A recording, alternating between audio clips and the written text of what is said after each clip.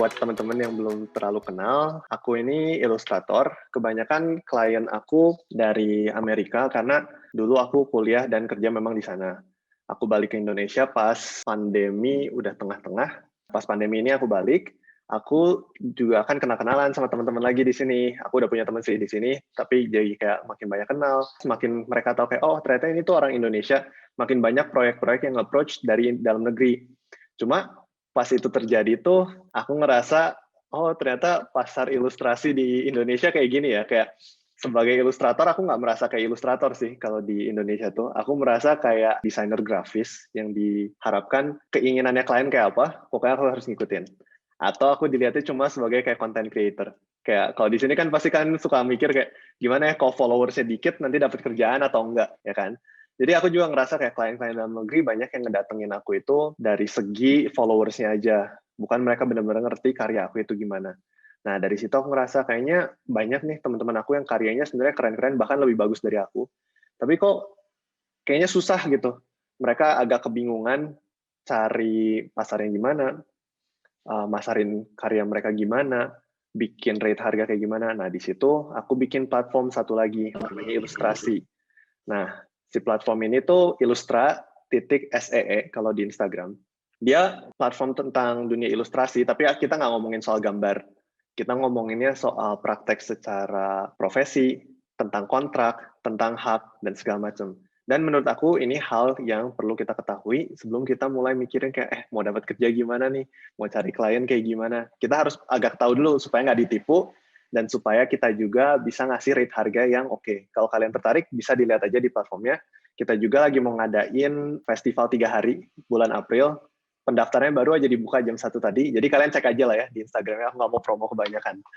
Nih, oke. Sekarang kita ngomongin sedikit tentang cari kerja, sama tentang asal-muasal kerjanya sebagai ilustrator. Kita bedain dulu, kerja sebagai ilustrator, sama kerja sebagai desainer grafis. Kayak kadang aku juga dari kecil suka ngegambar-gambar, tapi pas mikirin mau kerjanya apa, bingung. Ya. Jadi supaya sebelum kalian bingung, kita pikirin dulu, ilustrasi itu bukan desain grafis, bukan seni murni. Ya, kita harus tahu dulu tempat kita di mana. Kalau desain grafis, fokus mereka apa? Keperluan klien, ya kan? Klien perlu branding tertentu, mereka akan memiliki sebuah konsep, nanti kita harus membuat desain yang mengikuti konsep tersebut. Kalau seniman murni, purpose-nya apa? Bikin karya sesuka mereka, ya kan? Mengeksplorasi diri, bikin karya, bahkan nggak mencari pasar gitu. Mereka tuh bikin pameran supaya berharap ada orang yang suka sama karya mereka, bisa dibeli. Kalaupun enggak, tujuan utamanya bukan uang kalau seniman murni. Sementara kalau ilustrator ini, kita di tengah-tengah. Kita harus punya kayak seniman murni, keunikannya kita masing-masing. Makanya orang-orang suka ngomong, stylenya gimana sih? Stylenya gimana? Itu yang jadi senjata utama kita. Kita nggak boleh ngikutin klien-klien, misalnya, ini ambigu, ntar ya.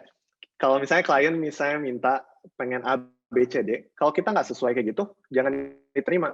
Kenapa? Karena kalau kita terima, nanti kita harus merubah diri kita kan. Kalau setiap proyek diubah, ini sangat sulit buat ilustrator ketimbang buat desainer grafis. Karena kalau desainer grafis, mereka bisa hire ilustrator buat ngerjain komponennya. Sementara kalau kita ilustrator, yang kita kerjain itu adalah bawaan, ya kan? Kalian bikin guratan pakai pensil, kalian bikin metafora, dan segala macam, itu adalah kepribadian kalian dan bawaan kalian sendiri. Jadi pertama-tama ketahui dulu posisinya di situ, sebelum aku bisa cerita gimana aku akhirnya dapat kerjaan aku. Jadi ini karya-karya aku. Kalau kalian lihat, aku banyaknya bikin cover buku nih. Kalau kalian lihat, stylenya kayak yang cukup konsisten ya. Tapi aku juga ada bikin karya-karya untuk editorial. Ini kalau dilihat, karyanya udah agak berbeda lagi kan stylenya. Satunya lagi, aku bikin proyek-proyek komersil, yang kayak untuk periklanan, untuk di TV, segala macam. Dari 3 hal ini, meskipun stylenya beda-beda, tapi aku kelompokin masing-masing jadi satu portofolio. Yang portofolio cover book, kurang lebih kayaknya kayak gini. Karena memang menurut aku, banyaknya karya aku, cerita gambar-gambar aku itu cocoknya untuk buku-buku remaja. Terus, kalau untuk yang editorial, lebih serius, ya kan? Tone-nya lebih gelap, teksturnya juga lebih serius, lebih dewasa. Dan kalau yang untuk komersil, akhirnya gayanya lebih apa? Lebih vibrant, lebih ngeblok, lebih untuk dianimasikan kembali. Jadi, kembali lagi yang kayak tadi aku bilang, senjata pertamanya ini kita harus punya keunikan dulu nih. Jadi sekarang kalau misalnya kita mikirin cari kerjanya kayak gimana. Ini proyek pertama aku. Ini kelihatannya kayak gambarnya besar gitu kan. Tapi pas di print di korannya, ukurannya tuh 2 kali 3 cm. Oke, jadi kecil banget kan? Kalian boleh deh kalau mau ada yang tebak, kira-kira proyek seperti ini dihargainya berapa? Ya, ini jadi dulu proyek yang pertama ini harga satu ilustrasinya $250 untuk 2 kali 3 cm. Jadi sebenarnya lumayan kan uangnya kalau kita pikir-pikir orang bekerja sebulan UMR di Indonesia kita bisa dapatkan dengan satu gambar. Nah, inilah justru kenapa kita nggak boleh gambarnya sama kayak gambar orang lain. Yang sering jadi salah kaprah tuh kan kayak, oh sekarang lagi ngetren vektor, belajar vektor. Sekarang yang lagi ngetren apa sih? NFT, ya kan? Semua orang belajar NFT, semua orang bikin gayanya yang gaya-gaya agak pop art gitu, biar bisa jadi masuk ke NFT project. Sebenarnya ya yang lagi ngetren itu bener, tapi kan banyak pasar-pasar lain di luar sana yang nggak ngetren tapi tetap perlu sesuatu. Saat kita punya keunikan, orang itu yang nanti akan nyari kita, bukan nanti kita yang nyari-nyari kerja. Kalau kita ngikutin tren terus, portofolio kita akhirnya gimana? Berubah-berubah, ya kan? Kalau portofolio berubah, saat kita mau cari kerja, akhirnya kita lihatnya apa? Orang ini bisa gambar, orang ini bisa bikin apa aja. Jadinya bukan ilustrator, tapi tukang gambar, gitu dilihatnya. Jadi, yang aku jual sebagai ilustrator itu bukan gambar aku sebenarnya, tapi identitas aku, brandingnya Dion MBD. Jadi kalau dipikir, ini artikel yang kayak tadi kan, tentang ibu dan anak, ilustrator mana ya yang cocok? Oh, si Dion, karena gambarnya sendu, emosional, hangat, kayak gitu-gitu. Jadi ini dulu yang kalian ingat. Setelah kalian nanti udah bikin portofolionya, baru kita bisa mulai kontak-kontak. Kebetulan yang aku ini, karena aku ikutan event, terus aku ketemu sama art director-nya, kenalan sama orangnya, jadi mereka ini lebih terbuka buat kerja sama aku. Tapi ini aku udah bikin guideline, kalian boleh screenshot ya. Kira-kira prosesnya gimana, dari mulai awal mau cari kerja sampai nanti dapat kerjanya kayak gimana. Jadi menurut aku, ada 5 step yang bisa kita lakukan buat cari kerjaan sebagai ilustrator. Dan ini nggak cuma buat ilustrator luar negeri, klien luar negeri, tapi klien-klien dalam negeri juga, stepnya kurang lebih sama seperti ini. Step yang pertama, pasti kalian mau siapin portofolio dulu. Portofolio yang kalian buat itu harus berbentuk proyek. Ada yang ngerti nggak maksudnya berbentuk proyek itu gimana? Jadi kita bedakan, kayak misalnya nih ya,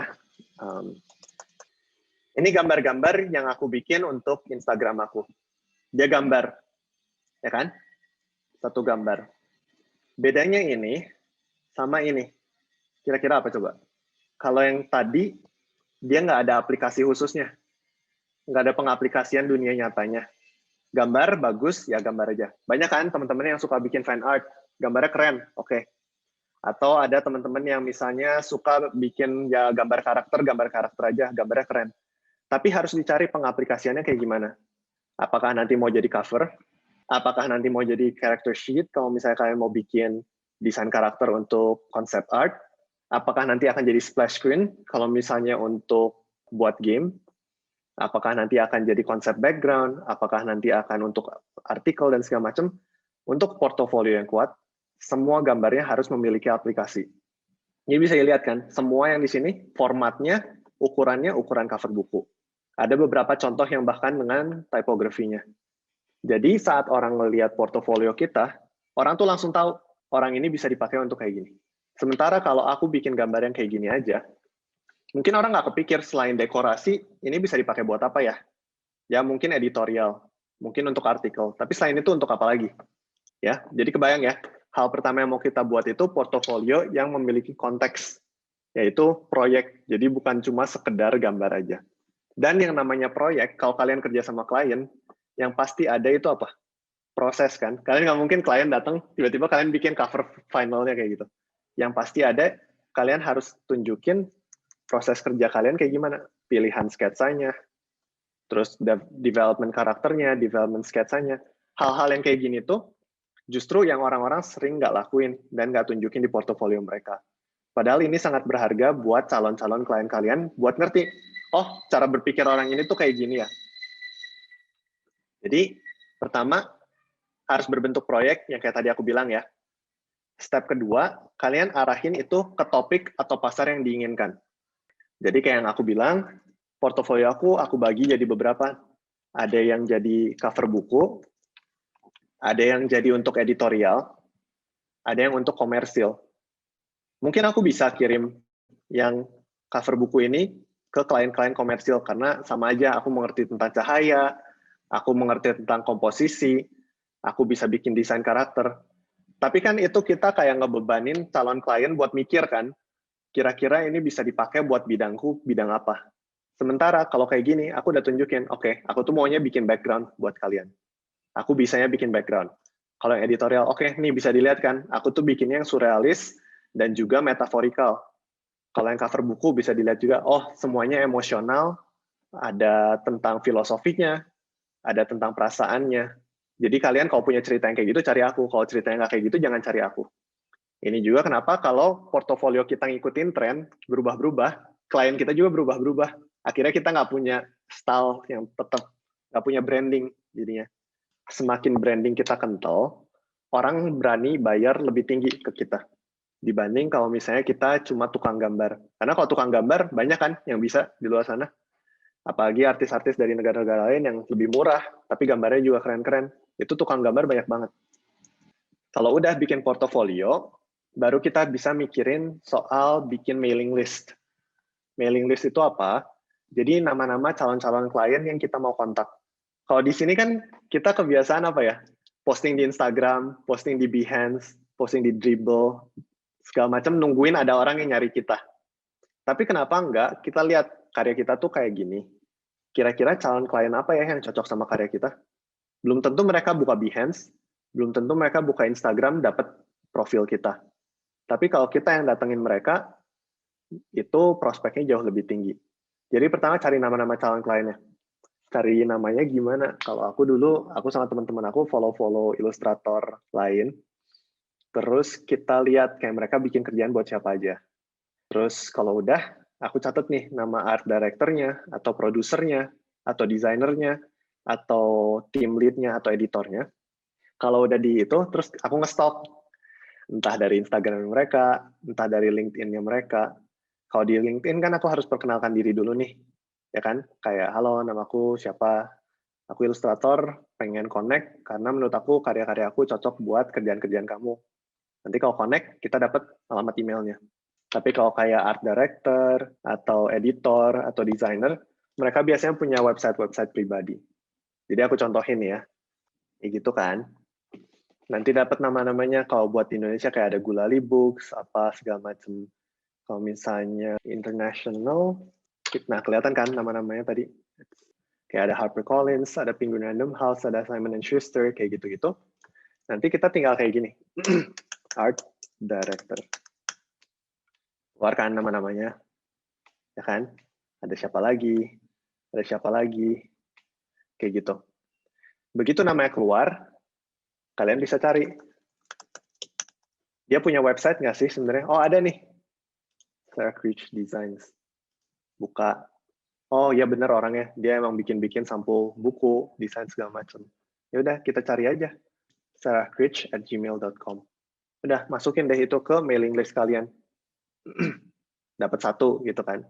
Aku kayaknya dulu nyari sampai 1000-an gitu sama temen aku. Jadi tiap hari nge-email 10 orang, setahunan, jadi kurang lebih berapa orang tuh? 10 kali 365, 3.650 orang lah ya aku email. Nah, jadi setelah kalian dapetin si nama-namanya ini, kalian kan udah bikin mailing list yang tadi aku bilang.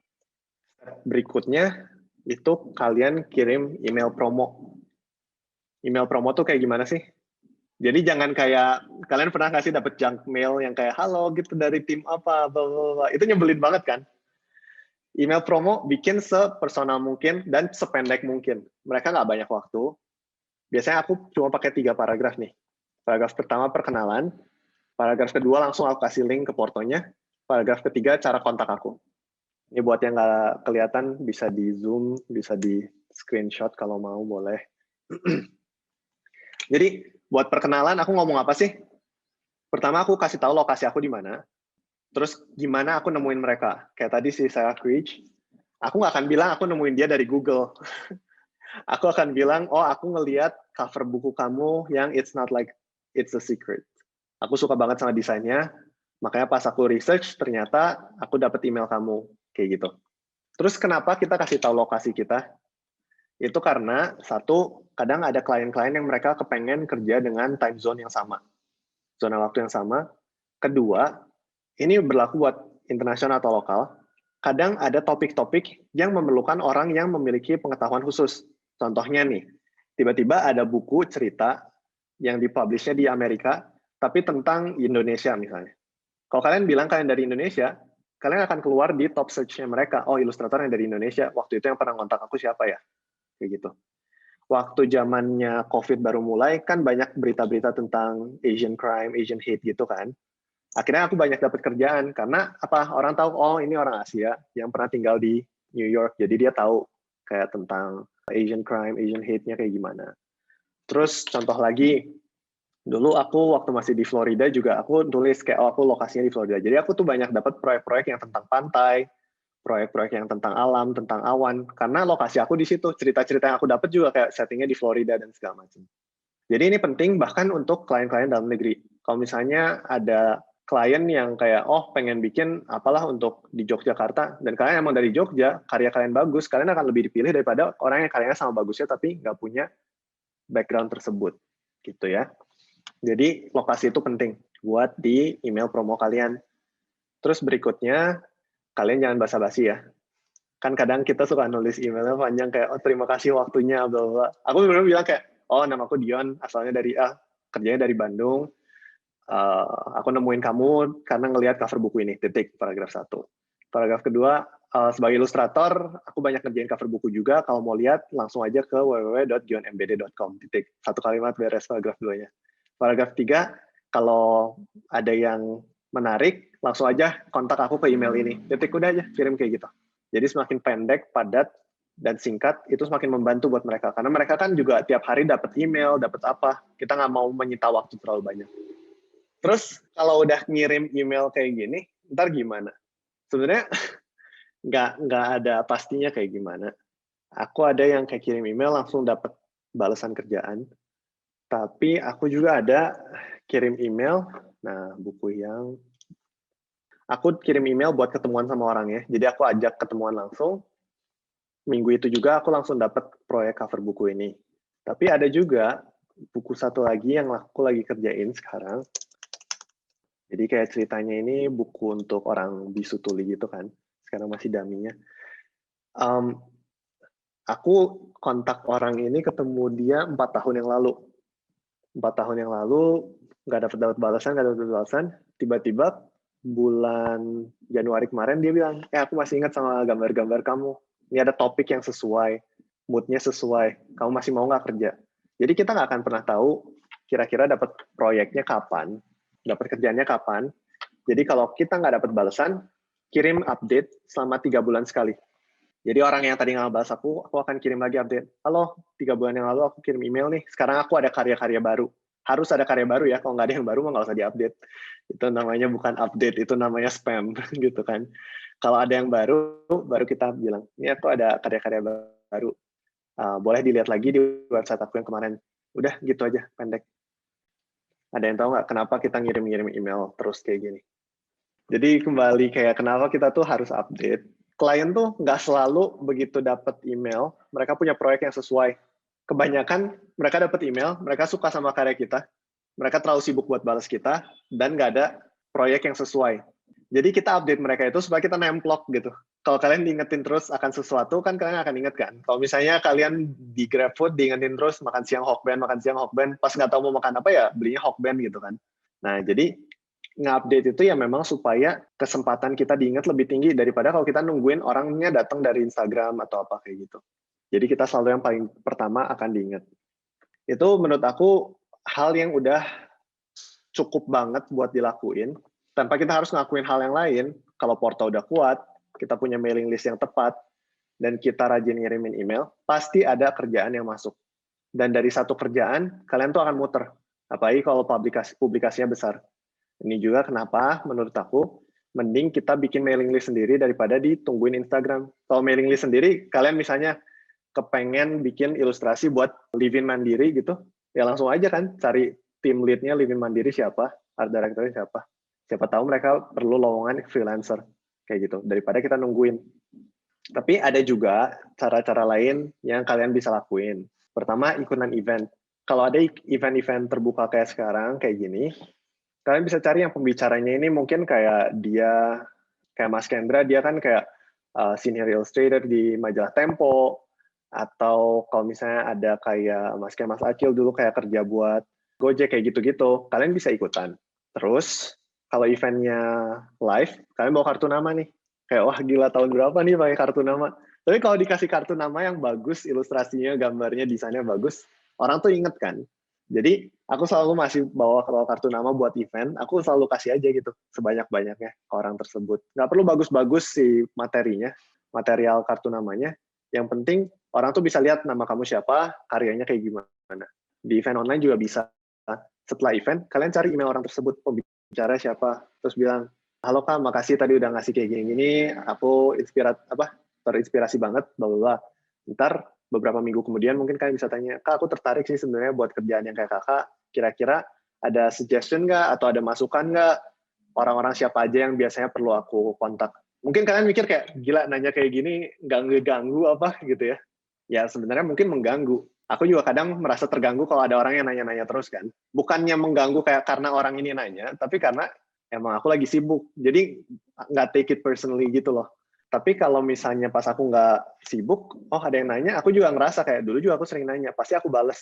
Pasti aku kasih tahu infonya. Tapi kalau sibuk ya aku lagi nggak sempet ya tinggal aku bales. Bukan berarti ntar kayak siapa sih ini kayak ini siapa nih yang tadi email udahlah kalau dia ada lagi gue blok aja terus, nggak akan kayak gitu, nggak akan personal, tapi nggak ada salahnya kita mencoba. Bahkan ketemu di event yang tatap muka juga bisa kayak gitu. Dan medsos ya sejujurnya bukan media paling ampuh buat cari kerjaan. Sekarang semua orang punya medsos. Kalau mau paling di depan harus pakai medsos terbaru yang paling masih friendly lah, kayak TikTok sekarang menurut aku masih friendly, kayak beberapa dari kalian nemuin aku dari TikTok gitu kan, karena algoritmanya masih friendly. Tapi udah nanti kalau misalnya udah penuh di TikTok juga ya udah gitu, saingannya banyak lagi.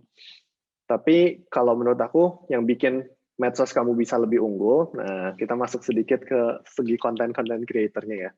Aku nggak bisa bilang aku content creator sih, aku content creator abal-abal karena bukan bikin konten gimana ya. Mungkin yang ilustrasi bisa dibilang kayak bikin konten, tapi fokusnya itu kan lebih ke karir sebagai ilustrator. Tapi kayak ilustrasi, aku nggak tahu sih ini cepat atau enggak perkembangannya. Kita nggak pernah promo, kita nggak pernah paid promote, kita nggak pernah kayak bikin promosi-promosi kayak gimana, tapi setiap minggu, seharinya kadang kita nambah 1.000 followers kayak gitu per harinya dari postingan-postingan biasa kita. Nah, dari situ aku belajar sebenarnya bukan masalah kalian ngepost setiap hari atau bikin postingan yang banyak, tapi setiap postingan ini harus unik. Jangan sama kayak toko-toko sebelah. Kayak di ilustrasi, aku nggak pernah ngepost pakai gambar, padahal akun ilustrator gitu kan. Tapi yang aku ngomongin juga bukan kayak akun-akun, menurut aku tentang ilustrasi sebelah kan ngomongin soal warna lagi, kalau nggak ngomongin soal komposisi lagi, kalau nggak ngomongin brush kayak gitu-gitu, menurut aku udah banyak yang kayak gitu. Yang kurang apa sih? Oh, orang ngomongin kontrak sebagai ilustrator kayak gimana? Orang ngomongin bayaran ilustrator tuh dari mana aja segimana, itu orang jarang ngomongin. Akun aku yang Dion MBD, kalau kalian lihat, isinya juga sangat personal gitu kan. Bukan kayak aku nggak bikin karya yang buat promosiin. Oh ini nih, kayak kadang ada yang cuma sketsa kayak gini. Like-nya cuma 1.000 ya udah gitu, nggak apa-apa. Yang ini, yang sketsa-sketsa di reject, terus ada gambar yang cuma kayak gini, atau ada yang kayak memang kayak diary aku, jadi kayak journalingnya aku. Tapi dengan kita ngepost sesuatu yang kayak jujur, orang tuh ngelihat sosok manusia di balik sosial media kita. Namanya juga sosial media. Kayaknya terlalu banyak dari kita yang berusaha bikin sosmed itu perfect. Menurut aku justru kalau sosmednya perfect, boring banget, malas banget ngelihatnya. Kalian pernah lihat nggak sih orang yang sampai fotonya di grid-grid, terus kayak di zoom dari jauh, kayak fotonya kayak wah, kayak yang ngepost puas sih, wah gila bagus. Tapi yang ngeliat juga kayak, ya gue nggak peduli sih sebenarnya sama ini, gitu kan. Udah dihabisin waktu seminggu ngeplan gridnya, tapi kayak nggak terlalu peduli. Mau ngepostnya jam berapa juga nggak terlalu masalah menurut aku. Yang kita kejar itu kalau dari postingan, orang reshare. Berarti apa? Kontennya harus relatable atau useful. Jadi 3 konten yang bakal di-reshare, satu sangat entertaining, satu sangat inspiring, satunya lagi sangat edukatif. Ya, menurut aku kalau yang Beyond MBD ini lebih ke inspiring, relatable gitu. Aku cerita tentang kayak kesehatan mental, tentang proses aku ngegambar, segala macam kayak gitu. Sementara kalau yang di ilustrasi lebih ke edukatif. Aku nggak bisa sih bikin konten yang entertaining gitu, yang kayak orang sampai entertain banget buat nge-share. Bukan aku banget, tapi aku nggak akan mencoba juga. Jadi fokus kalian kayak gitu. Dan kadang apa ya, aku ngeliat orang kalau nge-post tuh bikin captionnya jaim atau terlalu dibikin-bikin. Menurut aku, coba kalian bayangin setiap kali kalian nge-post sesuatu, kalian ngomong sama sohib kalian, teman terdekat kalian. Mau itu topik apapun, mau itu formal, mau itu nggak formal, coba bayangin kalian ngomongnya ke teman kalian. Kalau teman kalian, audiens kalian formal, ya anggap mereka itu teman, ya tetap aja kan, kayak poin-poinnya apa sih yang mau diomongin, apa yang mau kalian tanyain, apa yang mau kalian ceritain. Itu yang juga akan bikin orang relate sama karya-karya kalian, sama postingan kalian, sama konten kalian. Jujur kalau ngomongin soal dunia content creation, banyak orang yang lebih sukses dari aku bikin following base, yang followernya jauh lebih banyak. Tapi menurut aku, yang lebih penting dari jumlah follower itu adalah kesetiaan follower kalian. Jadi, aku baru mulai YouTube-nya ilustrasi itu bulan Januari. Terus sekarang aku udah bolos posting lagi. Kenapa? Karena lagi ngurusin yang Illustrator Test yang tadi. Pendaftarannya udah dibuka, promosi lagi ya. Pendaftarannya udah dibuka tadi jam 1, tapi masih banyak kayak hal-hal yang perlu diurusin lah sampai timeline-nya ke sana. Karena aku juga nggak banyak tim aku. Tapi kalau kalian lihat, subscriber aku tuh dikit banget, cuma 3.000 gitu ya. Ya. Nah, terus kalau kalian lihat, biasanya orang kalau ngejar di YouTube tuh ngejar apanya? AdSense-nya, ya kan? Aku sadar sih nggak akan bisa ngejar AdSense kalau postingnya nggak rajin, kalau topiknya nggak begitu menarik. Terus kalau kalian lihat views-nya cuma 480, paling tinggi 4.000 atau 5.000-an kalau nggak salah. Coba ya, aku penasaran. Udah lama juga. Ini cuma 3.000 malah kayak views-nya. Cuma, semenjak aku bikin video YouTube, yang masuk buat portofolio review ke aku naik 500%. Pembelian buku, pembelian template kontrak, dan pembelian buku e-book aku juga naik 300%. Jadi yang aku kejar bukan banyak subscribernya atau banyak views-nya, tapi setiap orang yang nge-view video aku, mereka akan mau dan perlu sesuatu dari aku yang mereka bisa dapetin di channel lain, di tempat-tempat lain.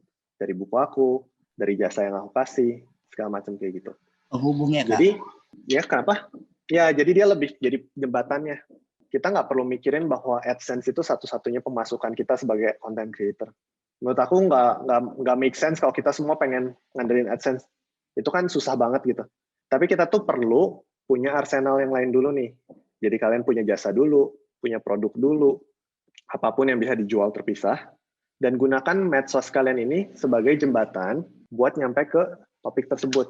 Ini kita ngapain malah ngeliatin Nagita Boyong satu Andara. Oke, jadi buat medsos, kayak gitu ya. Pikirin bahwa medsos itu bukan akun bisnis, tapi akun fans. Ya sebenarnya akun fans itu kan bisnis juga ya. Kalian mempengaruhi fans kalian buat ngurusin bisnis kalian. Tapi jangan dipikir bahwa uangnya akan dari medsos. Uangnya akan dari tempat lain yang nanti bisa kamu gunakan medsosnya itu untuk sebagai pengarah aja. Dan jangan perfeksionis. Kalau kalian pernah nggak sih nemu channel YouTube atau akun TikTok yang kameranya jelek banget, kamarnya remang-remang banget, terus kelihatan temboknya tembok hijau gitu kan, yang kayak kalian ngerasa kayak gila kalau aku kayak gitu mungkin kayaknya kalau mau bikin video harus dibikin yang bagus dulu atau apa, tapi mereka bikin aja dan kalian relate banget sama video tersebut. Terus lama kelamaan akunnya makin bagus, keren sih, tapi kayak ada perasaan kangennya kan kadang nonton waktu mereka masih di awal-awal, karena menurut aku ya zaman sekarang orang ke media sosial tuh ya emang sebenarnya kesepian gitu. Pengen cari sesuatu yang membuat mereka merasa connected, related, relatable, dan segala macam. Jadi nggak usah terlalu jaim, nggak usah terlalu perfeksionis. Konten adalah nomor satu. Sisanya yang lain belakangan aja. Oke.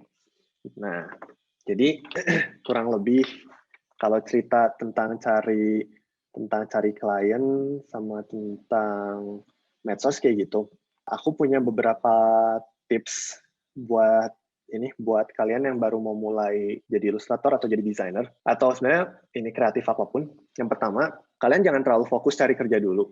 Fokusin ke basic kalian, mau kalian videographer, mau kalian arsitek, mau kalian perancang grafis, mau apapun. Fokus ke yang kalian pahami dulu nih. Kenapa? Karena kalau nanti kalian udah sambil kerja, sebenarnya susah banget buat belajar. Ya, kalian belajar dari kerjaan kalian, tapi belajar basic itu paling mantap kalau kalian bisa fokus 100%. Nah, kalau udah bisa belajar basicnya nih, nanti ngegambar, bikin apa, semuanya jadi jauh lebih cepat. Karena kalian nggak usah mikir lagi, ya kan? Kalau bisa lebih cepat, bikin portofolio lebih cepat, kerjain kerjaan klien lebih cepat. Kak, tapi gimana kalau sebenarnya perlu tambahan uang? Menurut aku nggak usah terlalu maksain harus kerja di bidang yang kalian mau untuk uang di awal-awal. Kayak dulu juga aku sambil kerja serabutan yang lain-lain untuk kayak nambah makanan, bayar uang kuliah segala macam. Tapi ya itu fokus aku ke portofolio. Terus kedua, kalian jangan bandingin diri kalian sama teman-teman kalian. Kenapa? Itu biasanya bikin down kan. Kalau ada teman yang lebih bagus, teman dapat kerjaan apa, kalian akan merasa sedih gitu kadang. Mungkin termotivasi juga. Tapi menurut aku, kalian harus bandingin diri kalian sama idola kalian. Siapa nih ilustrator, siapa nih desainer yang kalian paling suka. Jadi target kalian misalnya, oke setahun ini aku mau latihan, harus jadi lebih bagus dari dia. Kayak jauh banget gitu kan. Tapi ya kalau kalian nggak jadi lebih bagus dari mereka dia, kalian seenggaknya akan mendekati levelnya orang tersebut. Jadi fokusnya itu jangan kompetisi sama orang-orang yang seangkatan sama kalian. Itu mah bukan kompetitor, itu teman kalian justru. Teman buat kayak, oh bagi-bagi resource gitu kan, cari-cari email bareng, kerja bareng. Kompetisi kalian tuh orang yang udah ada di pasar. Dan itu pun nanti jangan jadi kompetitor juga, jadi partner gitu. Tapi dengan kalian membandingkan diri sama yang jauh lebih jago, kalian akan ngeliat nih, ternyata karya gue jelek banget ya kalau dibandingin sama orang tersebut. Ternyata masih bisa improve di sini, masih bisa improve di sana, kayak gitu. Oke? Terus ketiga, kalau kalian baru mulai masuk ke dunia ilustrasi atau desain, menurut aku yang jauh lebih penting daripada semua itu, yang maksudnya karya juga penting, kalian perlu punya koneksi.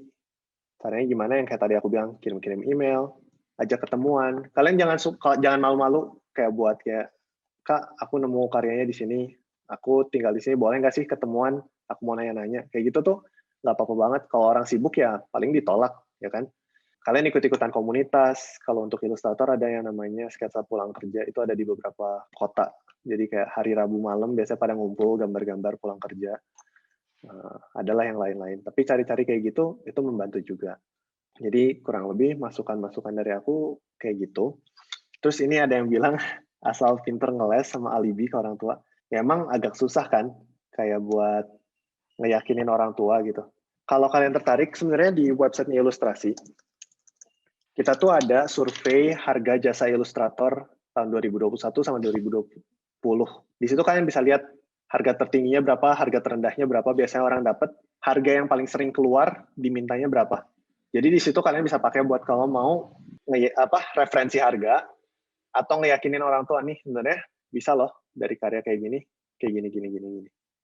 Kalau misalnya kalian mikirnya kayak wah kayaknya susah cari kerja gini, ya sebenarnya gajinya ilustrator tuh cukup besar banget sih, apalagi kalau kliennya dari luar negeri per gambarnya. Jadi kalian nggak usah khawatir soal uangnya, khawatirinnya pikirin soal portofolio aja. Nah, aku mau ngomongin soal dunia editorial. Karena ditanya khusus soal gimana caranya masuk ke dunia editorial. Jadi ini karya editorial aku kayak gini ya. Tapi kalian bisa bandingin sama teman-teman aku nih, misalnya. Udah banget kan ya. Jadi menurut aku, dunia editorial itu dunia ilustrasi yang paling asik dan paling gampang untuk dicoba dimasukin. Kenapa? Karena mereka tuh nggak ada limitasi tipe ilustrasi kayak apa, topik seperti apa, semua ada. Kan ada majalah anak, majalah dewasa, majalah politik, majalah kesehatan, majalah lifestyle, segala macam ada, gitu kan. Jadi kalian cari majalah atau koran yang sesuai, bahkan website yang sesuai, bisa bahkan kayak aku pernah dapat editorial untuk website lawyer. Dia kayak nulis artikel apa, aku perlu bikinin ilustrasi buat dia. Untuk editorial, kuncinya satu, gambar kalian itu harus bikin orang bertanya-tanya, ini isi ceritanya apa, tapi nggak kebingungan. Oke? Jadi kayak kalau kita lihat kayak gini, ini kan title-nya yang pertama dibaca, ya kan, kalau di artikel tuh, tentang vegan. Oh, makanya tentang biji-bijian sama sapi. Apa yang bikin kenapa biji-bijiannya lebih besar dari sapi ya? Nah, itu kan orang bertanya-tanya, jadinya mau baca si editorialnya. Cara masuknya sih sama kayak yang tadi aku bilang, cari email, kirim email, segala macam. Tapi portofolio kalian buat editorial harus berdasarkan artikel yang udah ada.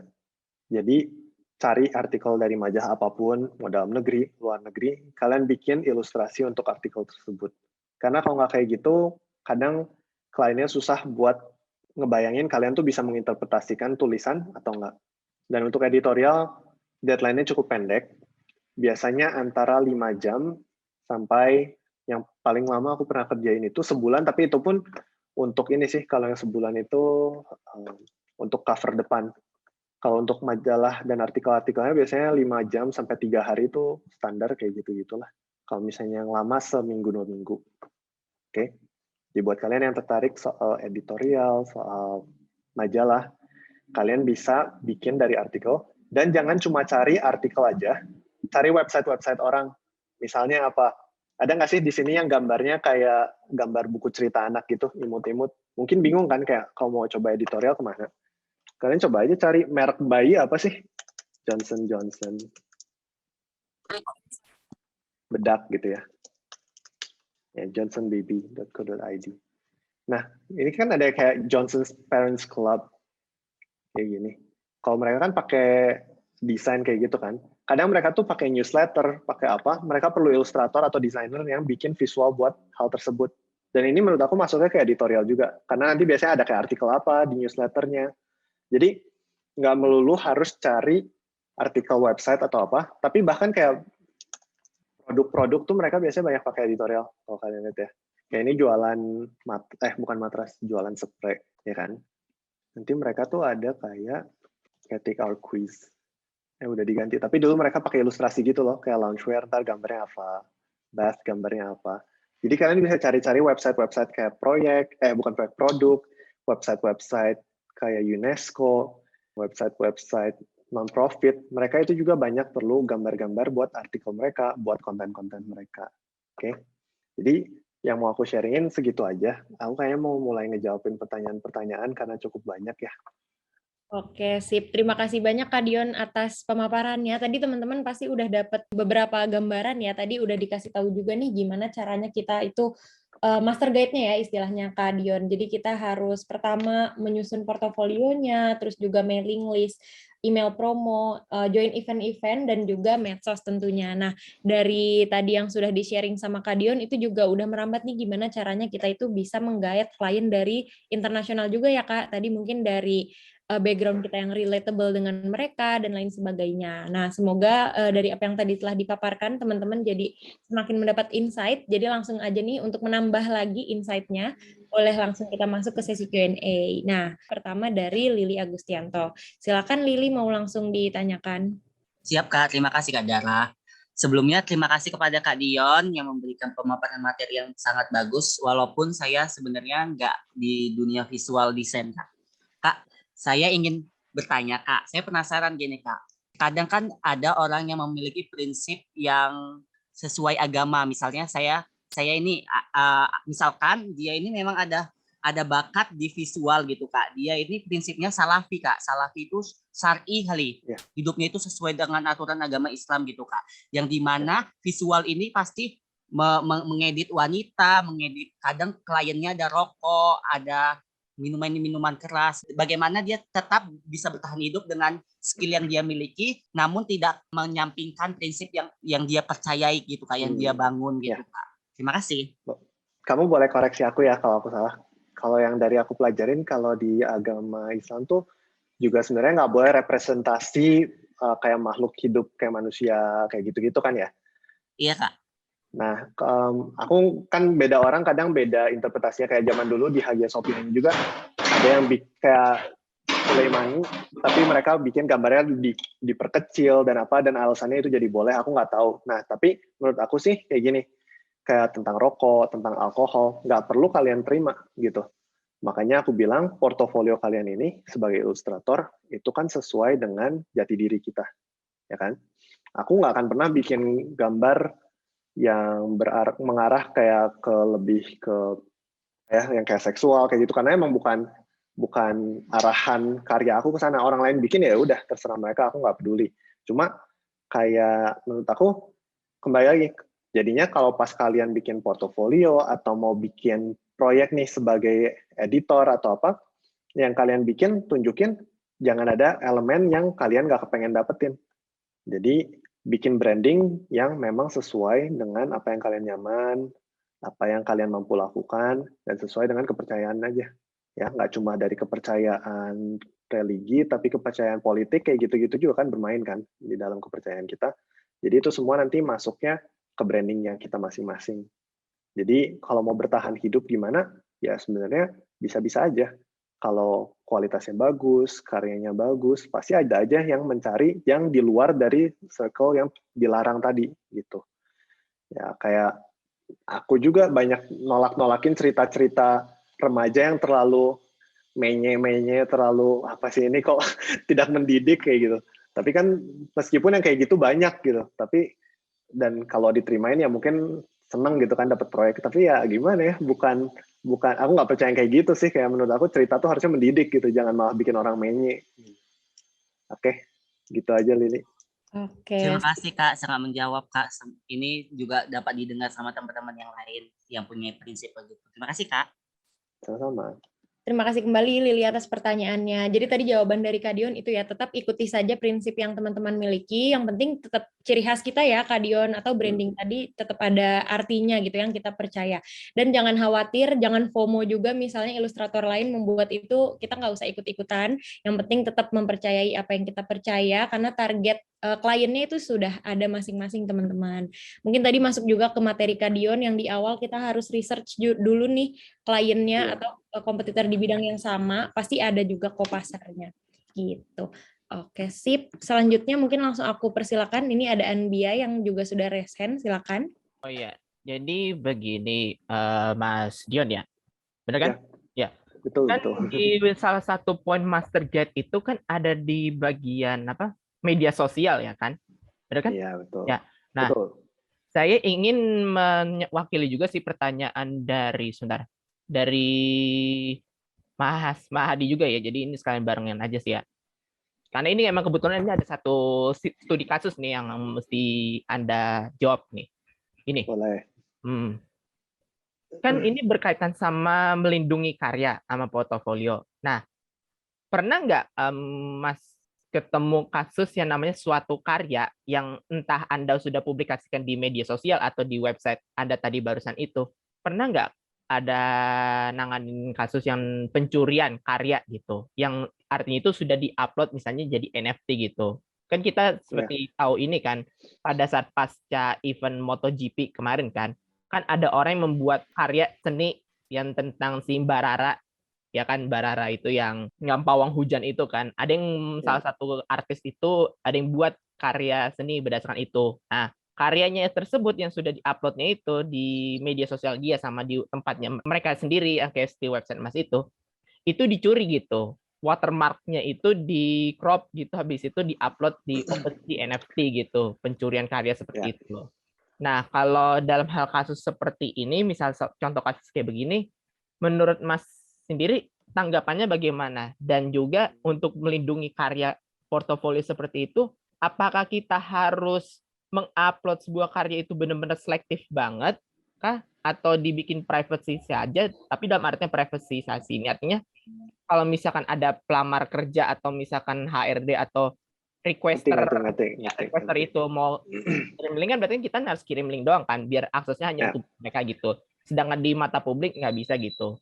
Nah kalau menurut gini sih, kalau menurut aku sebenarnya nggak usah dipeduliin sih sejujurnya ya. Aku juga pernah kayak karya-karya aku dicuri beberapa kali. Dongkol kan pasti. Cuma gini, sekarang kita lihat dulu, kalau value-nya jadi besar banget, sebenarnya hak cipta itu selalu milik pembuatnya, ya kan? Asal kita memposting sesuatu, saat kita posting di Instagram, atau kita kasih lihat aja gambarnya ke orang dan ada saksi mata, hak cipta itu udah jadi milik kita. Oke? Jadi kalau ternyata proyeknya besar dan dicuri menjadi uang yang besar, kita bisa gugat secara hukum, ya. Nanti ngikutin hukum negara mana. Kalau misalnya di Indonesia ya Indonesia, kalau misalnya yang ngelakuinnya di Amerika ya kita ngikutin hukum di sana, kayak gitu. Oke?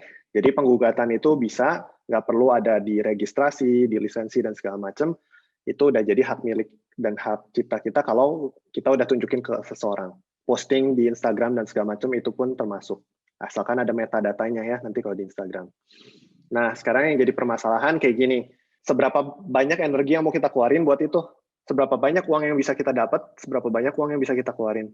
Ya, kalau misalnya ternyata ya mereka cuma dapat uang 5 juta, kita ntar ke pengadilan, habis waktu dan segala macam, mungkin lebih dari sana. Terus kita kalah gugat, malah kita yang bayar keperluan pengadilannya mereka. Jadi, ya kalau aku sih nggak terlalu dipeduliin, kecuali itu besar banget. Ada pernah satu yang besar, akhirnya aku kontak orangnya, aku minta ganti rugi. Dan keuntungannya kalau kita following media sosialnya besar, kita bisa lebih pakai jalur sosial gitu kan. Jadi kayak orang-orang bikin lebih aware dan segala macam. Tapi kalau kalian kecil, menurut aku ya posting aja. Kalau misalnya dicuri, ya berarti ada sesuatu yang benar dengan karya kalian. Kayak gitu. Nah, tapi kalau yang soal Rara ini, aku juga sebenarnya agak abu-abu. Kenapa? Karya Rara Pawang Hujan ini emang disetujuin sama si Mbak Raranya sendiri. Ya kan? Yeah. Nah, itu kan sebenarnya kemiripan dan menggunakan tokoh yang asli. Makanya kalau di film selalu ada kesamaan nama, bla bla bla bla, tidak disengaja. Kalau ini kan disengaja. Dia menjual kemiripan dan profil dan identitas orang lain juga sebagai karyanya. Bukan menjual ya, tapi menampilkan sebagai karyanya dia pun sebenarnya nggak bisa dikomersialkan. Kalau cuma buat fan art ya nggak apa-apa. Tapi dia sendiri nggak bisa mengkomersialkan. Orang lain yang mencuri karya dia makin salah lagi gitu. Jadi ya kembali lagi mau dipermasalahinnya segimana gitu. I see, ya. Yeah. Well, kayaknya sih pertanyaan sih itu aja sih. Sedangkan untuk buat pertanyaan soal melindungi karya portofolio tadi udah dijawab kan? Benar kan? Ya, jadi sebenarnya ya nggak ada cara spesifik gimana melindunginya ya. Kayak ini aja, kayak punya rumah kita mau kasih gembok masuknya susah. Kalau misalnya nggak dikasih gembok, maling gampang masuk. Jadi ya itu plus minus. Masing-masing mau ambil resikonya kayak gimana. I see. Well, itu aja sih pertanyaannya. Makasih banyak Mas Dion pertanyaan. Ya, sama-sama. Oke, sip. Terima kasih kembali Anbia atas pertanyaannya. Oke, langsung aja nih ada Angga yang udah resen. Silakan. Oke, aku langsung pertanyaan aja ya Mas Dion ya. Ya, Mas Angga. Ketika Mas Dion ini di approach project nih, nah itu pasti ada pertimbangan untuk menerima project itu ya. Nah itu tuh pertimbangan apa aja yang Mas Dion nih, oh gua ambil nih project. Nah itu pertimbangan apa aja?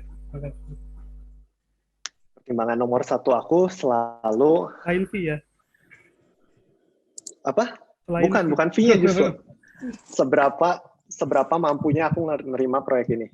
Dalam artian bukan kayak aku nggak bisa ngegambarnya, tapi kayak ini orang bener-bener kenal karya aku atau jangan-jangan aku disuruh bikin sesuatu yang bukan comfort zone aku. Kalau aku proyek selalu ngambilnya comfort zone. Kenapa? Karena aku pengen bisa bikin yang banyak dengan waktu yang cepat gitu kan. Kalau latihan aku selalu di luar comfort zone, tapi kalau untuk proyek harus selalu di comfort zone supaya kualitas terjamin gitu. Terus yang kedua yang aku pikirin juga, ini seberapa rese nih klien. Jadi aku biasanya kalau sebelum terima proyek aku konsultasi dulu sih 2-3 email, mau lihat dulu nih orangnya kayak gimana. Kalau orangnya agak menyusahkan, aku biasanya nggak terima karena akhirnya biasanya kadang uangnya jadi nggak sepantar. Waktu yang bisa aku berikan itu bisa lebih untuk proyek lain dengan lebih efisien daripada semua orang tersebut. Jadi nomor satu aku selalu seberapa cocok proyeknya dan seberapa menyebalkannya kliennya kayak gitu. Nah ini baru yang kedua, ini fee-nya kayak gimana. Karena menurut aku fee bisa diatur-atur. Kalau fee-nya kekecilan, aku bisa bilang, oh boleh fee-nya kalau cuma segini memang budgetnya, aku nggak bisa kasih revisi. Gambarnya cuma bisa kayak gini. Itu ntar kita bisa atur-atur lah. Tapi kalau sifat kliennya dan keinginan klien itu nggak bisa kita ubah kan. Jadi itu sih yang menurut aku paling pertama perlu kalian perhatikan. Kadang waktu aku baru mulai, aku mikirinnya fee-nya. Tapi seringnya malah jadi makan hati gitu kan. Jadi aku udahlah, ini karir buat 50 tahun ke depan. Jangan sampai stres di tahun kedua gitu. Ada industri yang Mas Dion blacklist nggak sih? Kayak misalnya industri rokok gitu. Aku nggak terlalu suka kerja buat agensi Indonesia yang kayak ngerepresentasin kayak Disney Indonesia, Marvel Indonesia kayak gitu-gitu.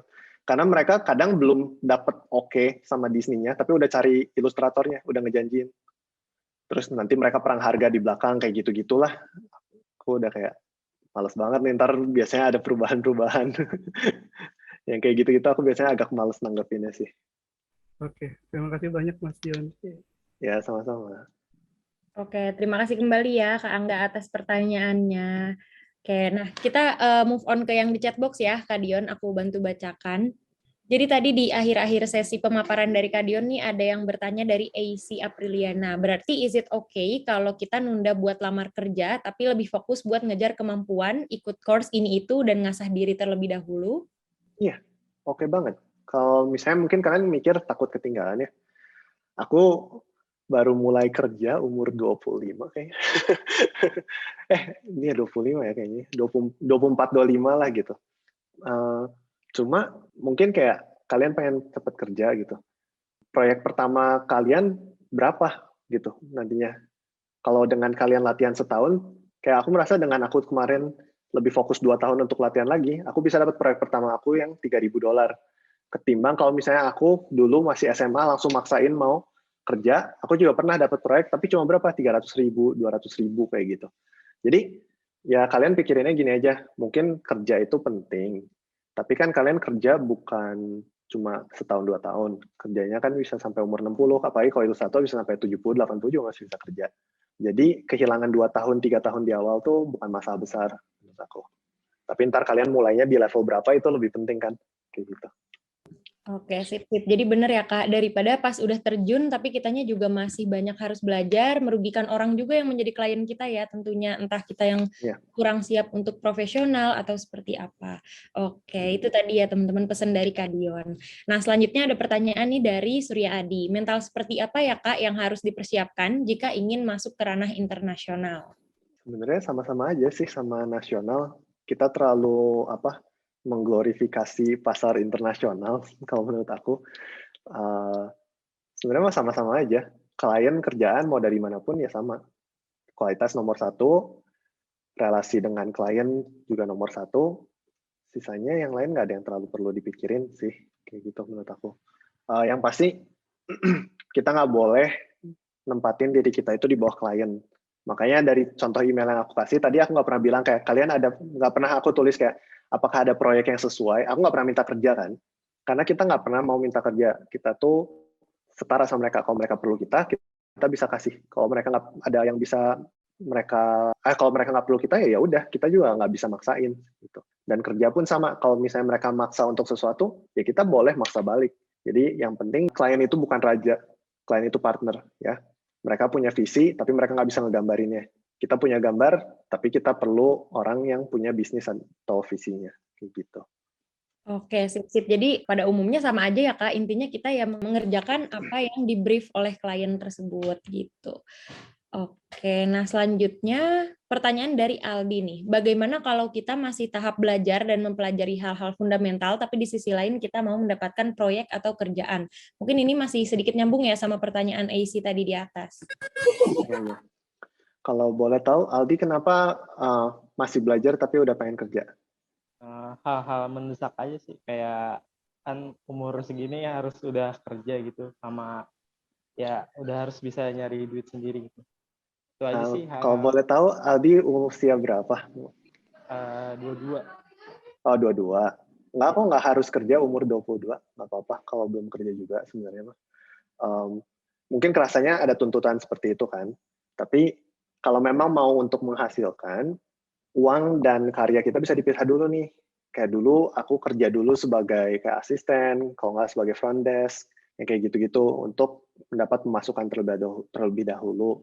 Tapi dengan kayak gitu aku bisa energi kreatif aku ini aku salurkan untuk latihan sedalam-dalamnya kayak gitu. Jadi menurut aku kalau memang ada desakan untuk memang ya kan ada ada pengeluaran, perlu penghasilan, itu bisa dicari dari sisi yang lain dulu gitu. Nggak perlu harus dari menggambar, karena nanti kamu repot sendiri. Kamu sendiri masih belum terlalu bisa kan ngegambarnya, tapi kamu mau cari kerja. Nanti ngerjainnya jadi lama. dapat uangnya lebih lama, belajarnya lebih lama kayak gitu. Jadi cari aja uang yang secukupnya dengan cara yang lain, ada banyak cara gitu kan. Terus gunakan energi yang tersisa untuk benar-benar fokus supaya nanti kalau udah semakin baik, kamu bisa mulai benar-benar cari kerja dengan skill menggambar kamu gitu. Oke, baik. Semoga terjawab ya, Aldi, dan semoga memotivasi juga nih. Nggak perlu in a rush, tapi yang penting yakin gitu dalam setiap langkah yang dijalankan. Oke, aku lanjut ya. Semoga terjawab, Aldi. Nah, selanjutnya ini ada pertanyaan dari Laurencia. Halo Kak, aku Lauren. Aku nggak berkecimpung di bidang ilustrator atau desain, tapi dari sisi konsumen dan sedang nyari ilustrator atau desainer logo untuk all shop aku. Apakah ada tips dan bagaimana caranya dalam memilih desainer yang tepat dan juga sesuai dengan vibes yang ingin dibawa oleh toko aku? Terima kasih. Kamu research dulu portofolio si desainer atau ilustratornya. Jadi research-nya harus mendalam ya, jangan cuma lihat Instagram-nya cocok, tapi kamu lihat juga kayak topik-topik yang dia gambarin nih kira-kira sesuai nggak sama vibe atau topik yang kamu mau gitu. Satu itu. Terus yang kedua, mungkin kamu mau lihat juga portofolionya dia ini ada aplikasi kayak ke branding, ke logo dan segala macam nggak? Karena kalau nggak ada, mungkin mereka belum berpengalaman di bidang tersebut. Nanti kamu kerjanya akan susah kalau mereka belum pengalaman, ya kan? Nanti banyak kesalahan dan segala macam. Terus satu lagi, kalau mau cari ilustrator yang sesuai, menurut aku kamu harus punya kriteria yang udah mantep dulu. Jadi branding kamu sendiri pengennya kayak apa? Udah punya referensi dan segala macam. Terus target market kamu ini apa? Logonya jadi ntar bisa disesuaikan kan kayak, oh ternyata mau yang muda, cari ilustrator yang vibe-nya muda kayak gitu. Terus satu lagi, pikirin kira-kira budget kamu berapa? Karena budget ini sangat menentukan nantinya kira-kira ilustrator seperti apa yang bisa kamu dapatkan. Dan aku nggak bilang harus mahal atau harus murah, semua ada pasarnya. Tapi kamu harus tahu dulu budget kamu, kira-kira kamu berani ngeluarin uang berapa. Karena kalau kamu tanya ilustratornya nih, kira-kira harganya berapa? Aku bakal jawab kayak gini, oh tergantung, ini mau logonya hanya buat logo aja, mau dijadiin kemasan, mau bisa dijual kembali, atau hanya untuk logo di online shop aja, tapi nggak dicetak di kemasan dan segala macam. Itu ntar akan berbeda-beda, karena ntar spek yang harus dikerjakan juga berbeda kan. Harus bikin resolusi yang seperti apa, harus bikin variasi seperti apa untuk diproduksi ulang. Jadi itu akan sangat nanti memudahkan buat si ilustratornya juga ngebayangin, oh oke, ternyata aku bisa menerima atau aku nggak bisa menerima yang kayak gini. Oke, Kak. Thank you, Kak. Ya, sama-sama. Oke, thank you pertanyaannya dan terima kasih juga Kak Dion atas jawabannya. Jadi itu ya mungkin boleh stalking dulu si ilustrator yang mau disasar tadi. Terus juga mungkin menyesuaikan nih all shop-nya di bidang makanan kah atau fashion atau gimana gitu. Oh, aku fashion sih, Kak. Emang target pasar itu kebanyakan cewek. Mungkin usia sekitar 17-30. Soalnya kan thrift shop ya. Thrift shop baju. Terus ada beberapa produk juga yang unisex. Tapi mungkin kalau misalnya teman-teman di sini tertarik, mungkin bisa kirim portofolio ke aku sih. Aku lagi nyari. Lagi nyari buat logo all shop aku. Oke. Oke, sip. Menarik ya di masterclass kali ini nih. Jadi selain dari sisi ilustratornya yang masih beginner ini, bisa langsung coba aja nih. Siapa tahu Laurencia ini dan all shop-nya menjadi klien pertama teman-teman ya. Siapa tahu. Oke, mungkin lanjut aku akan pilih dulu yang resen ya. Di sini ada Rani, silakan langsung bertanya. Halo Kak, aku Rani dari Unesa yang tertarik terjun di bidang ilustrasi. Makasih juga tadi presentasinya keren banget, sama konten-konten TikToknya juga keren BTW Kak. Terus aku mau tanya, ada nggak sih cara khusus Kakak untuk mencari inspirasi untuk karya ilustrasi gitu? Karena kalau aku sendiri dan teman-teman yang lain setelah aku tanya, mereka ya rata-rata lihatnya kalau inspirasi itu dari Pinterest, terus dari Behance, dari karya orang lain gitu rata-rata. Ada nggak sih cara Kakak untuk cari inspirasi yang fresh gitu mungkin? Ya, ada. Ini kalau aku rumusnya kayak gini nih, buka Pinterest sebelum tidur, sepanjang hari cari hobi yang lain dari ngegambar, sebelum ngerjain proyek, buka referensi realistis. Maksudnya gimana? Jadi kalau kita bukain Pinterest tuh kan sebenarnya lebih ke, oh ini stylenya keren ya, oh ini gambar yang kayak gini menarik. Ini kita lihatnya sebelum tidur aja, supaya apa? Satu, kita nggak jadi setiap ngegambar ngikutin gambar tersebut, atau ngikutin style orang lain, tapi kita lebih merasa terinspirasi. Kalau sebelum tidur kan jadi greget gitu kan, kadang kayak gila, cantik banget, bagus banget, kayak gitu ya. Terus sepanjang hari, jangan lihat Pinterest terus. Sepanjang hari cari kegiatan yang lain. Entah kamu suka berkebun, entah kamu suka beternak, atau apapun lah ya. Suka punya kucing, suka apa. Kamu harus punya hobi lain yang menarik dan aneh dan unik buat kamu sendiri. Kenapa?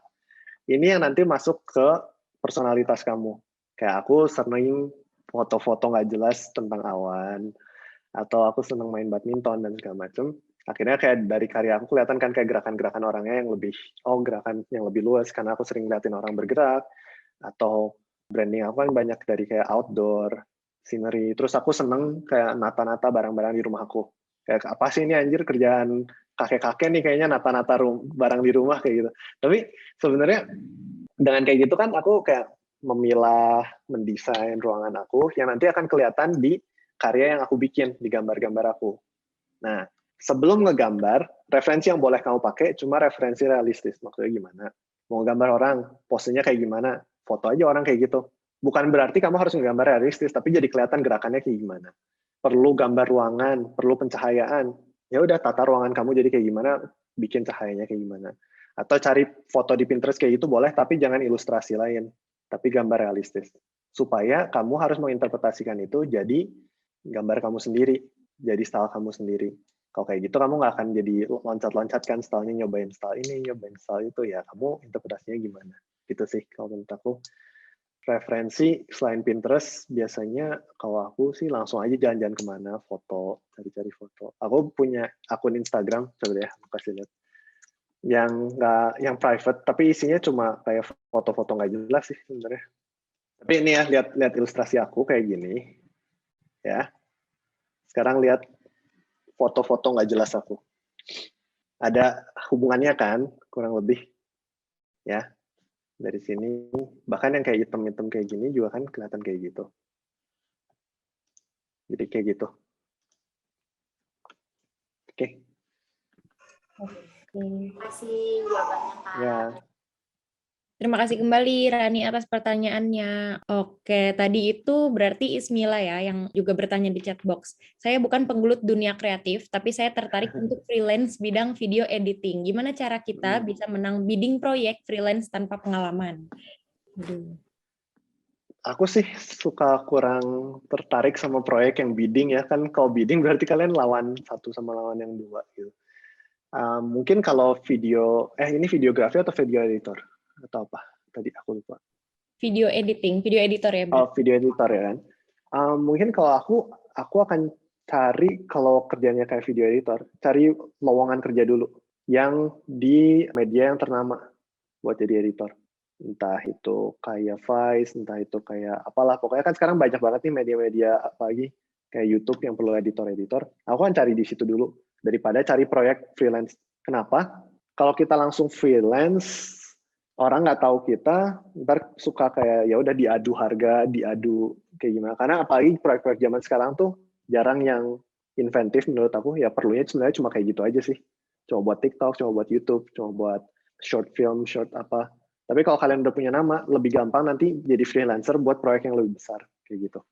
Dulu aku kerja di production house gitu kan. Jadi production house itu yang kerjanya untuk periklanan atau klien yang mau bikin game, mau bikin promosi. Mereka banyak pakai video editor freelance, tapi freelancer ini mereka masuknya dari production house yang lainnya. Kalau kalian mau cari boleh production house, cari aja. Nanti mereka banyak kayak proyek-proyek kayak gitu, mereka biasanya pakai freelancer juga, cuma menurut aku jangan fokus pada bidding proyek, tapi fokus pada yang, ya kamu bikin video editingnya kayak gimana, ntar bisa aja kan, si production house ini lagi bikin iklan yang full of action, yang perlu fast cutscene dan segala macem, dan editan kamu kayak gitu, ya kamu akan dipilih kalau memang mereka kenal sama kamu gitu. Oke, sip. Jadi kalau bidding itu juga terlalu banyak risiko ya, Kak Dion, selain kita jadi melawan satu sama lain gitu. Better yang sudah dipesankan oleh Kak Dion, bisa di-search dulu mana yang sesuai dengan background teman-teman atau yang relatable tadi ya, masuk ke materi yang di awal. Oke, mungkin ini aku bantu bacakan juga pertanyaan dari Ignatius. Izin tanya Kak, kalau suka desain atau gambar tapi intellectual property bisa masuk ke dalam ilustrator atau ilustrasi nggak Kak? Bisa. Ya sebenarnya kan pilihan aja kan. Nanti kamu sebagai ilustrator yang kamu jual itu jasa kamu atau IP kamu kayak gitu. Kayak Mind Blow On kan yang dijual IP-nya, kayak Is Yuniarto yang dijual IP-nya kayak gitu. Tapi bukan cuma jasa menggambarnya, mereka nggak terima order kayak tolong bikinin gambar untuk iklan kayak gini. Jadi ya bisa aja sih bilang ilustrator, tapi mungkin nggak penting-penting amat mau dibilang ilustrator, mau dibilang apa. Yang penting kan kerjaannya yang kamu kerjain. Oke, sip. Itu tadi ya jawabannya dari pertanyaan Ignatius. Nah, mungkin ini pertanyaan terakhir ya, Kak, yang aku bantu jawab. Jadi untuk teman-teman yang lain jangan sedih kalau pertanyaannya belum terjawab. Nanti bisa kita sharing-sharing lagi di next masterclass atau boleh tanya-tanya juga melalui Instagram. Oke, ini pertanyaan dari Aji Burhanuddin. Izin tanya, Kak, gimana pandangan Kak Dion mengenai platform Microstock? Terus adakah rekomendasi platform yang cocok buat kita? Maksudnya mungkin buat beginner-beginner ya. Aku baru pelajarin sih, aku sendiri belum pernah loncat kalau ke Microstock. Cuma kayaknya emang useful. Aku sempat nonton videonya lebih ke algoritmanya juga kan nanti mainnya. Jadi kayak kira-kira keyword apa yang dicari, gambar kalian yang kayak gimana. Cuma ya menurut aku boleh, tapi jangan dijadikan mata pencarian utama. Itu lebih buat kayak passive income kalian aja. Semakin banyak kalian bikin, mungkin passive income-nya semakin banyak kalau kalian bisa bikin sistem yang pas buat algoritmanya. Kayak gitu. Dara, sebelum mengakhiri, ada tadi satu pertanyaan yang menurut aku menarik, boleh aku jawab nggak? Boleh banget Kak. Ini dari Ruth Mulyana Purba, katanya berdasarkan soal plagiarisme, ada kasus plagiarisme terhadap style karya kita dan orang-orang itu lebih percaya kalau style itu mirip si orang yang plagiat. Menurut aku gimana? Sejujurnya, ya sebagai seniman aku ngerti kalau style kalian dicuri itu kesel ya, tapi nggak ada hak yang melindungi style. Style itu nggak ada hak yang melindungi pilihan warna, hak yang melindungi pilihan komposisi kayak gitu nggak ada. Kecuali kayak komposisinya, warnanya, karakternya semua satu gambar itu sama persis, mirip, nah itu baru kan. Tapi kalau ngomongin style itu nggak bisa dicuri. Jadi sesedih-sedihnya ya kalau memang orang ternyata lebih percaya sama orang itu, stylenya orang itu, ya berarti orang tersebut bikinnya lebih bagus gitu kalau menurut aku ya. Jadi gimana kamu bisa bikin supaya style kamu ini lebih unik atau kamu bisa lebih dikenal dari orang. Jadi atau bahkan menurut aku nggak usah dipeduliin sih sebenarnya kayak gitu. Kecuali yang dicuri adalah benar-benar karyanya gitu. Oke, oh iya menarik ya Kak, ini pertanyaan dari Ruth tadi benar juga, kadang sedih banget nih kalau misalnya itu style gue tapi kok dia yang ini. Tapi mungkin dari sisi yang bisa kita improve ke depannya, kenapa ya kok karya yang dia upload lebih banyak dapat awareness publik daripada karya kita sendiri. Mungkin gitu ya Kak, daripada kita sibuk kesel-keselan, mending kita fokus gimana ke depannya itu kita improve juga. Oke, tadi juga ada yang nambahin nih, si Afif bilang itu namanya tren. Iya benar juga ya. Jadi kalau misalnya lagi ada sesuatu yang lagi happening, pasti semua ilustrator menggambar hal yang sama dengan mungkin style yang inspirasinya dari satu sumber yang sama. Gitu. Tapi balik lagi teman-teman, jadi jangan khawatir bagi teman-teman yang bergerak di bidang kreatif, baik ilustrator maupun sebagainya, itu jangan khawatir karena style itu beda-beda. Sama mungkin kayak tulis tangan gitu ya Kak Dion, ada yang mirip banget tapi pasti ada bedanya gitu, garis tangannya tuh pasti beda. Jadi mungkin orang yang udah mengenal kita juga bisa membedakan hasil karya kita nih, jadi jangan khawatir. Oke deh, thank you. Mungkin itu tadi pertanyaan terakhir ya Kak Dion untuk menutup sesi kali ini.